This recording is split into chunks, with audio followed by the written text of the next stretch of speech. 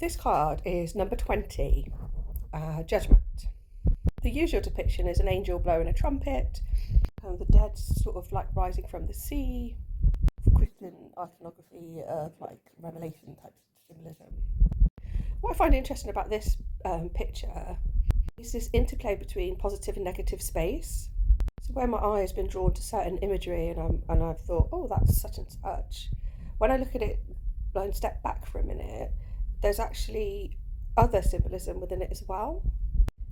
So beneath what looks like a letter R right in the centre, looks like to me there's a head and then there's sort of like a zigzag that goes around, almost as if there's a person kneeling. Interesting that zigzag also forms what would be a letter M or W, which relates back to Cassiopeia, Queen of Heaven. So there's a close-up on that M or W. But what's interesting is what I actually saw first was this sort of brown figure that looks, I don't know, like a shrew or similar, and it's sort of holding out its hand as if that was the meeting out of the judgment. And right by its mouth is like a blue bubble of what looks like water. And to the right of that creature, I'm not sure if it comes at the bottom of it, it comes around and loops the top. It looks like a bit of a dragon.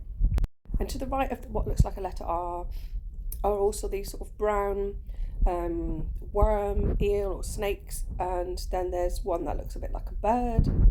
The letter R in Hebrew is Resh, which is the 20th letter and means head or can represent head. It's also used to represent rabbi, spiritual teacher, or Rabboni, as Mary refers to Jesus in the Bible. In hieroglyphs, the letter R is the mouth phonic symbol, which interestingly also means spell, as in to cast a spell, I assume.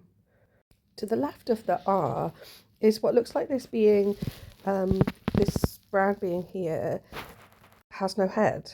Interesting, that comes next to a letter that might represent head. It also perhaps represents the Tau, T-A-U, as in the last letter of the Hebrew alphabet, the symbol of the cross. You see its lower half there, its legs. It's standing actually on a snake above the kneeled figure that I talked about earlier. To the left of that is what looks like a branch of a tree. The knot of the tree actually looks a bit like a face that's talking.